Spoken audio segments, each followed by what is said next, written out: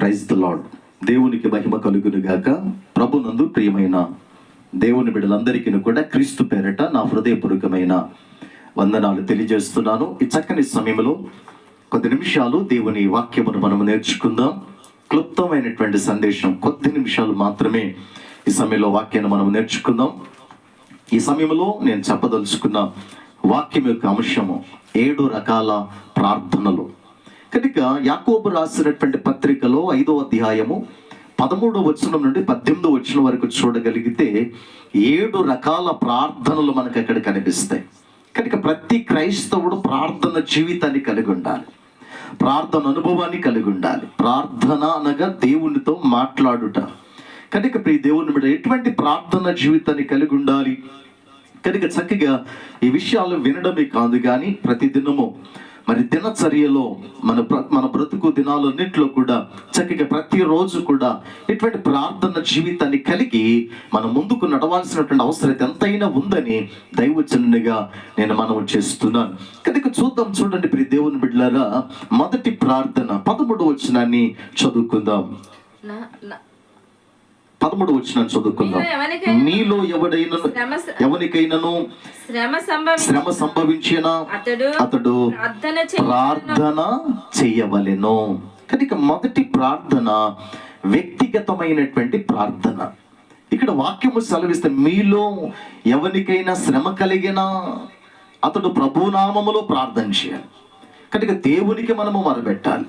శ్రమ వచ్చినా, బాధ వచ్చినా, ఇరుకుల్లో ఉన్నా, ఇబ్బందుల్లో ఉన్నా, సమస్యల్లో ఉన్నా, కనుక ఎవరికి మనుషులకి చెప్పిన ప్రయోజనం లేదు. కనుక వాళ్ళకి చెప్పడం వల్ల మనకు కలిసి వచ్చేదేమీ కూడా లేదు. కనుక మన ప్రతిఫలము కూడా లేదు. కనుక ఇక్కడ వాక్యము సెలవిస్తుంది, ఒకవేళ అలా మనుషులకి చెప్పుకున్నా మనం వారి ఎదుట చులకనైపోతాం. కనుక మన సమస్య ఏదైనా, మన బాధ ఏదైనా, మన పోరాటం ఏమైనా, మరి ఏదైనప్పటికీ కూడా ప్రభు సన్నిధిలో దేవునికి మనం ఆయనే ప్రతి సమస్యకు పరిష్కారము చూపించగలిగినటువంటి దేవుడు. కనుక వ్యక్తిగత ప్రార్థన మనకు ఉండాలి. ఉదాహరణకి యేసు ప్రభు మనకు మాదిరి. ఆయన పగలంతా సువార్త ప్రకటించి పరిచర్య చేసేవారు. రాత్రి అంతా ప్రార్థనలో గడిపేవారు. కనుక మనము కూడా అటువంటి ప్రార్థన అనుభవంలోనికి మనము రావాలి. వ్యక్తిగతమైనటువంటి ప్రార్థన, ప్రభుతో గడిపేవారిగా, ప్రభుతో మనం మాట్లాడేటువంటి బిడ్డలుగా మనం ఉండాలని వాక్యము సెలవిస్తుంది. కనుక మొదటి ప్రార్థన వ్యక్తిగతమైనటువంటి ప్రార్థన. ఇక రెండో ప్రార్థన కనుక మనం చూడగలిగితే 14వ వచనం చదువుకుందాం. మీలో ఎవడైనను రోగి ఉన్నాడా అతడు సంఘపు పెద్దలను పిలిపించి వారు ప్రభు నామమున అతనికి నూనె రాసి అతని కొరకు ప్రార్థన చేయవలెను. రైట్, మంచిది ప్రియులారా. రెండవదిగా ఐక్యమత్య ప్రార్థన, ఐక్యతతో కూడినటువంటి ప్రార్థన. కనుక మీలో ఎవరైనా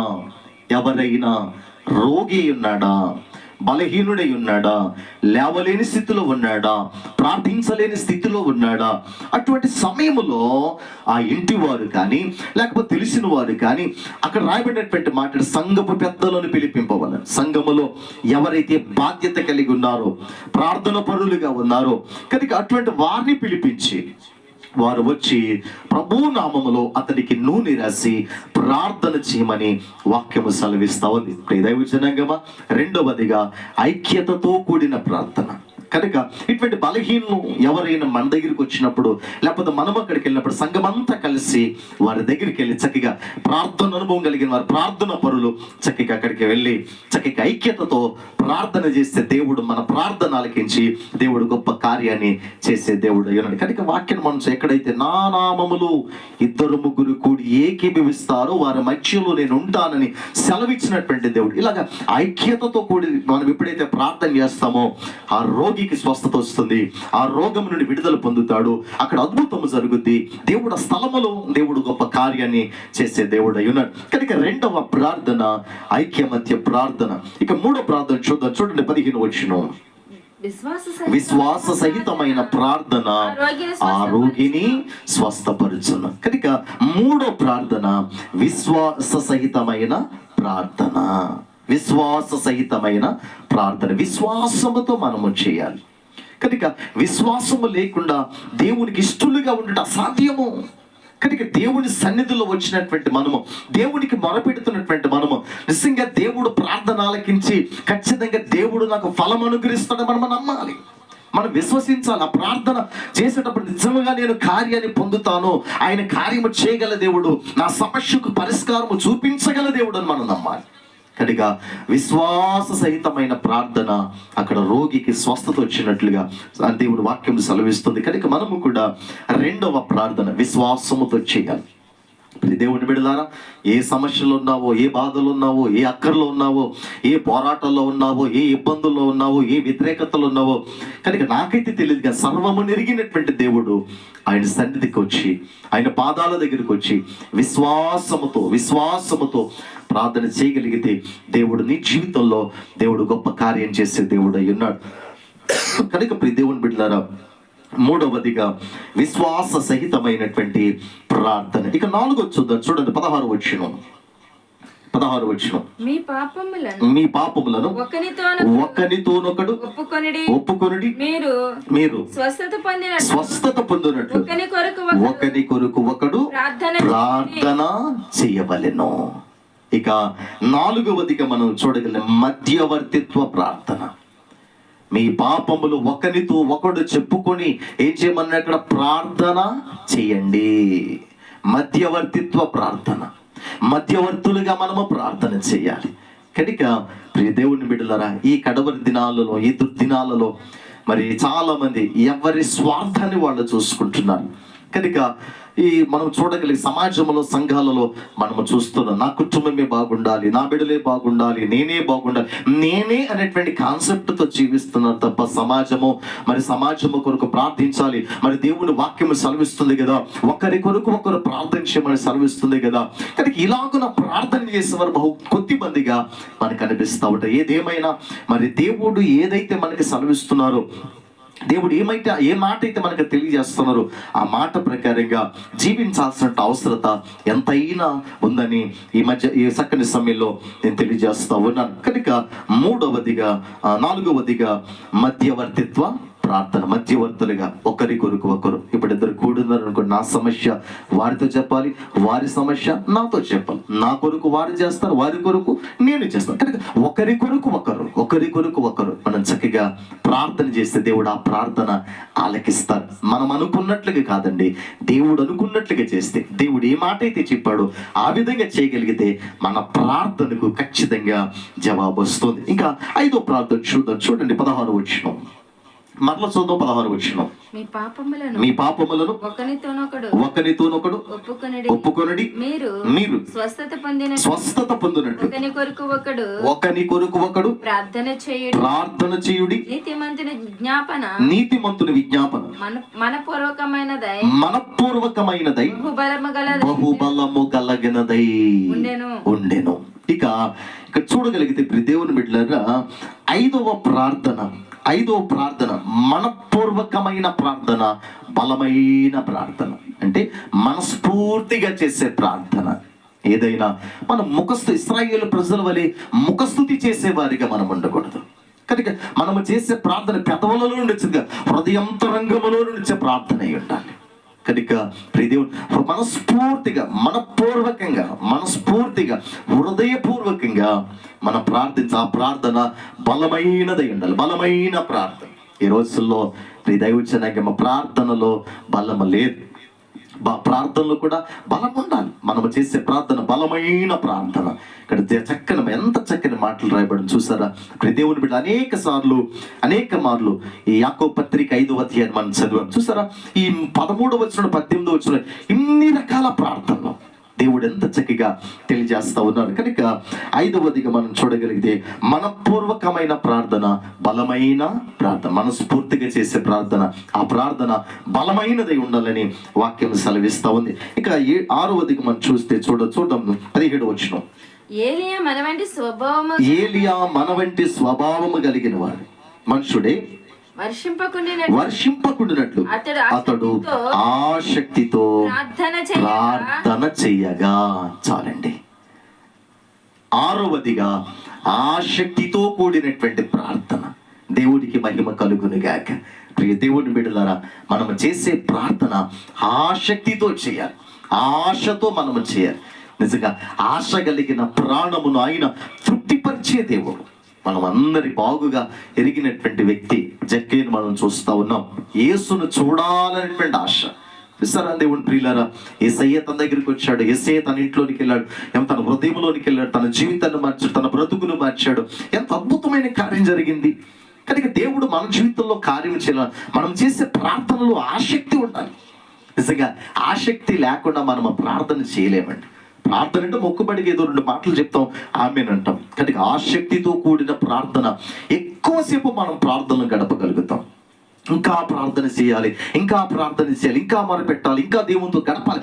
ఆసక్తి ఇంకా మనం ప్రార్థనలో కొనసాగేటట్లుగా చేస్తుంది. కనుక ఏలియా మనలాంటి స్వభావము కలిగిన మనుష్యుడే ఎలా చేశాడంట?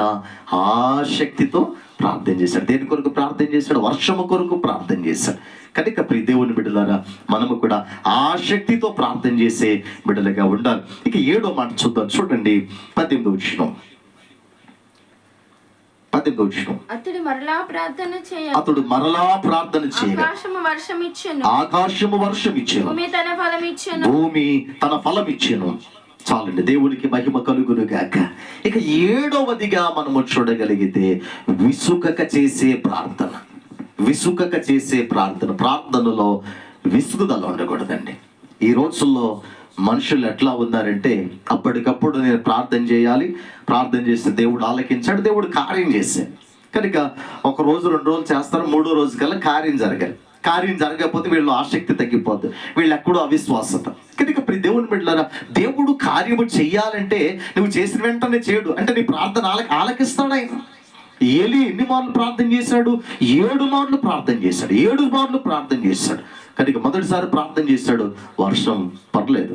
2వసారి, 3వసారి, 7వసారి చేసినప్పుడు చక్కగా అరచేంత మేఘముల నుండి మోపైన వర్షం, ఆ మోపైన వర్షము పడేంత వరకు కూడా ఏలియా మరి విసుకక చేశాడండి. విసుకక చేశాడు. మనము కూడా విసుకక మనం ప్రార్థన చేయాలి. ప్రియ దేవుని బిడ్డలారా, ప్రార్థనలో విసుకుంటున్నావా? కనుక నీ విసుక్కుంటూ ప్రార్థన చేస్తే నీ జీవితంలో కార్యం చేయడు. కనుక నేను ఎప్పుడు చెప్తా ఉంటాను, మనం అనుకున్న టైంలో దేవుడు కార్యం చేయడు, ఆయన అనుకున్న టైంలోనే కార్యం చేస్తాడు. కనుక ఆయన కార్యము చేసేంత వరకు, ఏలియా వర్షము పడేంత వరకు ప్రార్థన ఎలా చేశాడో, మనము కూడా మన జీవితంలో, మన కుటుంబంలో, మన బిడ్డల జీవితంలో ఏదైతే దేవుని దగ్గర నీ సమస్య పెట్టావో ఆ సమస్యకి పరిష్కారం జరిగేంత వరకు కూడా ప్రార్థనలో విసుక్కోకుండా ప్రార్థన చేస్తూనే ఉండాలి. ఖచ్చితంగా దేవుడు నీ ప్రార్థన ఆలకించి దేవుడు నీ జీవితంలో దేవుడు కార్యం చేస్తాడు. కనుక క్లుప్తంగా మాటలు మనం విన్న ఈ మాటలు చక్కగా మరొకసారి మరలా మనం ధ్యానం చేసుకుంటూ మనం ముందుకు మరొకసారి జ్ఞాపకం చేసుకుందాం. మొదటి ప్రార్థన వ్యక్తిగతమైన ప్రార్థన. 2వదిగా ఐక్యతతో కూడిన ప్రార్థన. 3వదిగా విశ్వాస సహితమైన ప్రార్థన. 4వదిగా మధ్యవర్తిత్వ ప్రార్థన. 5వదిగా మనపూర్వకమైన బలమైన లేదా మనస్ఫూర్తిగా చేసే ప్రార్థన. ఆ ప్రార్థన బలమైనదై ఉండాలి. 6వదిగా ఆసక్తితో కూడినటువంటి ప్రార్థన. 7వదిగా విసుకక చేసే ప్రార్థన. దేవుని బిడ్డలారా, ఇంతవరకు వాక్యం విన్నావు కదా. 7 మాటలు ప్రభు నీతో మాట్లాడారు. కనుక ఈ 7 మాటలు కూడా చక్కగా మన హృదయాల్లో భద్రపరుచుకొని మన దినచర్యలో వాటిని అవలంబించే వారిగా ప్రతిరోజు కూడా వీటిని పాటిస్తూ ఇటువంటి ప్రార్థన జీవితాన్ని కలిగి మనం ముందుకు నడవాల్సిన అవసరత ఎంతైనా ఉందని దైవజనునిగా ఈ సమయంలో నేను మనవి చేస్తున్నాం. ఈ మాటలు ప్రభు మన వినికిట్లో దీవించి ఆశీర్వదించి అటువంటి ప్రార్థన అనుభవంలోనికి ప్రభు మనలను ముందుకు నడిపించునుగాక. ఆమేన్. మీ కొరకు చిన్న ప్రార్థన చేయాలని ఆశపడుతున్న. కళ్ళు మూసుకోండి, ప్రార్థన చేసుకుందాం. మమ్మల్ని మిక్కిలిగా ప్రేమించిన నా ప్రియ పరలోకపు తండ్రి, మీకు వందన. ఈ సమయంలో నాదా వాక్యం విన్న ప్రతి బిడ్డను మీరు బలపరచండి అయ్యా. ఏ బాధలు ఉన్నారో నాకు తెలియదు, ఏ సమస్యలు నాకు తెలియదు ప్రభా. అన్నిటిని ఎరిగిన దేవుడవునైనా వారి సమస్యలు మీ చేతులు పెడుతున్నదైనా ఈ వాక్యం వింటుండగానే ఈ ప్రార్థనలోని వారి జీవితంలో గొప్ప విడుదల, గొప్ప కార్యాన్ని మీరే జరిగించమని ప్రార్థన చేస్తాం. అద్భుతములు జరుగునుగాక నా జ్ఞాపిస్తాం. నాయన మీరే కార్యం జరిగించి మీ నామానికి మీరు మహిమ తెచ్చుకోమని, కుటుంబాలందరూ దీవించమని మా కొరకు త్వరగా రానున్న యేసు శక్తి గల నామంలో ప్రార్థన చేసి వేడుకొచ్చిన పరమ తండ్రి. ఆమెన్. God bless you. దేవుడు మిమ్మలను మీ కుటుంబములను నిండాలుగా దీవించునుగాక. ఇంతవరకు విన్నందుకు మరొకసారి నీకు మా హృదయపూర్వకమైన వందనాలు తెలియజేస్తున్నాను. కనుక ఈ విన్నటువంటి ఈ మాటలను కనుక మీకు తెలిసినటువంటి వారికి షేర్ చేయండి. అంతేకాకుండా ఈ ఛానల్ని సబ్స్క్రైబ్ చేయండి. కనుక ఇటువంటి మాటలు, ఈ ప్రార్థన అనుభవాలు మరి ఇంకా అనేక మంది నేర్చుకున్న వారు కూడా ప్రార్థన అనుభవంలోనికి వస్తారు. మనము తెలియజేసిన వాళ్ళం అవుతాం, మనము ఎదుగుతాం, వాళ్ళు కూడా ప్రార్థనలు ఎదుగుతారు. అట్టి కృప, అట్టి భాగ్యం దేవుడు మనందరికీ దయచేయునుగాక. ఆమేన్, ఆమేన్.